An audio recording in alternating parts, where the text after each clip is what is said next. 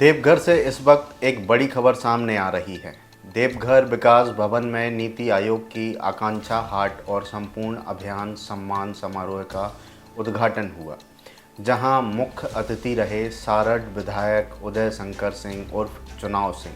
अब बात मुद्दे की करें तो इस हाट में 13 विभागों और महिला स्वयं सहायता समूहों ने लगाए अपने अपने स्टॉल्स, जिनमें शामिल थे बांस, जूट उत्पाद, हस्त निर्मित वस्त्र, मिट्टी की कलाकृतियाँ, बाड़ी प्रोडक्ट्स, ऑर्गेनिक सब्जियाँ, हाइब्रिड पौधे, जलकुंभी के बने क्रिएटिव आइटम्स और बच्चों के बनाए साइंटिफिक मॉडल्स तक। लेकिन खबर यहीं ख़त्म नहीं होती। स्टॉल्स के निरीक्षण के दौरान देवघर डीसी नमन प्रियेश लकड़ा ने साफ कर दिया कि ये सिर्फ एक हाट नहीं, आत्मनिर्भरता की एक जन क्रांति है। महिला समूहों और स्थानीय कारीगरों को मंच देने और उनके उत्पादों को राष्ट्रीय स्तर पर पहचान दिलाने की दिशा में जिला प्रशासन ने कसी कमर।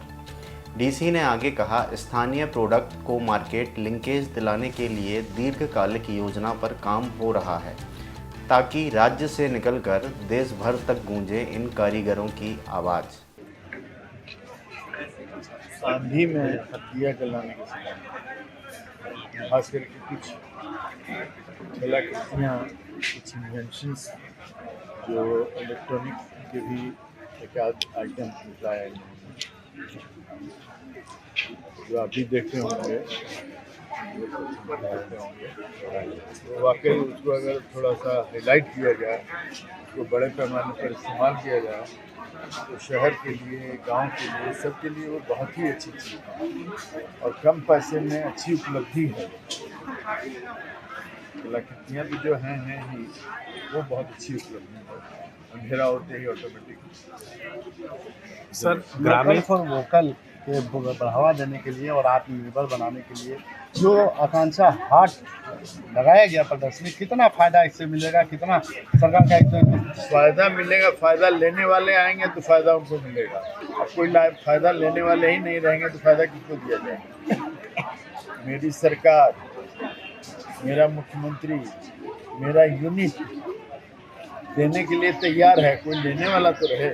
उन सभी लोगों को पुरस्कृत करना था। इसका पर्पस था जो मेन फ्रंटलाइन वर्कर्स हैं, जैसे हमारी सेविका हो गई, सहायिका हो गई, एएनएम हो गई, स्वास्थ्य सहिया हो गई, जो भी हमारे बेयरफुट टेक्नीशियन हो गए, जो एकदम ग्राउंड लेवल पे जो कार्य करते हैं, उन सबको पुरस्कृत। साथ ही जिन प्रबंधन ने अच्छा अपना योगदान किया है, बेहतर योगदान दिया, जिनको चार शब्द हैं, उसमें से 2 प्रखंड सारण और सारवा, उन्होंने 4 इंडिकेटर्स को सैचुरेट किया। देवीपुर ने 3 इंडिकेटर को सैचुरेट किया और करौन ने 1 इंडिकेटर को सैचुरेट किया। तो बहुत सारे इंडिकेटर्स हैं और बहुत सारे कार्य बाकी हैं, क्योंकि ये सारी जितने भी इंडिकेटर्स हैं ये बहुत ही मूलभूत इंडिकेटर्स हैं। तो अभी डायरेक्शन है कि हम सभी को एट द अर्लीस्ट और मेहनत करते हुए सैचुरेट करना है। सर, बाकी स्टॉल में जो पारंपरिक चीज़ें हैं आपके क्षेत्र से जुड़ी हुई, उनको दिखाया गया। 2 चीज़ें बहुत इंपॉर्टेंट थी जो लोगों का जिन्होंने ध्यान खींचा, रेन वाटर हार्वेस्टिंग का एक स्टॉल लगा हुआ था, ऊपर में कंपोस्ट मेकिंग को लेकर के बच्चे बता रहे हैं।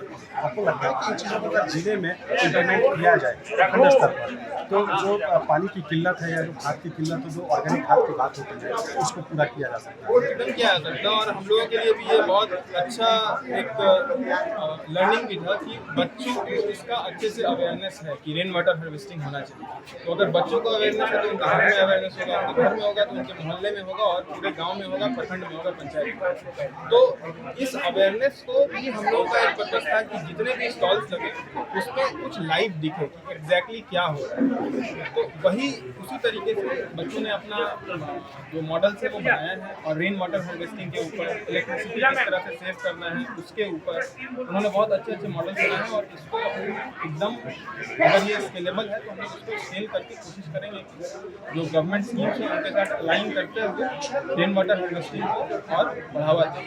आप लोग देखते होंगे देवघर में काफ़ी सारे एरियाज हैं जो रेन डेफिसिट है, जहाँ पर ग्राउंड वाटर लेवल काफ़ी नीचे चला जाता है। तो उन सभी एरियाज में अगर हम लोग इस तरह का अवेयरनेस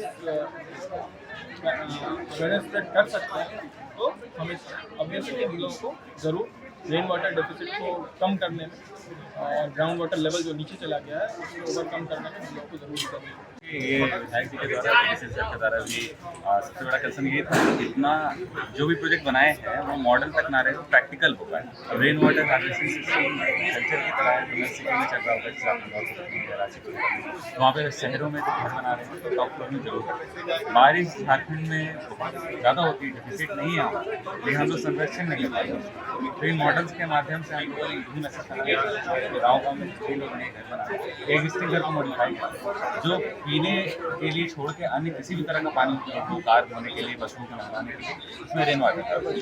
दूसरा प्रैक्टिकल कितना है तो देखेंगे कि पोस्टिंग यूनिट वाला जो इनका मॉडल था बेल पत्र वाला, वो हम लोग मंदिर में भी अभी आके हमारे यहाँ बाबा मंदिर में बहुत क्विंटल चढ़ता है, और वो हम लोग की मशीन खराब था तो हम उसे बच जाके लैंडफिल पे डालते हैं। अब वो कंपोस्टिंग यूनिट चालू हो गया है, उसे ड्राई करके उसे काट काट के छोटा छोटा पार्ट करके और उसे कंपोस्टिंग के लिए जाता है, जिससे सॉइल का न्यूट्रिशन काफी बढ़ जाता है। ये प्रैक्टिकल भी है और हम लोग इम्प्लीमेंट भी कर रहे हैं। जो इसका मार्केट धीरे धीरे ग्रो कर रहा है।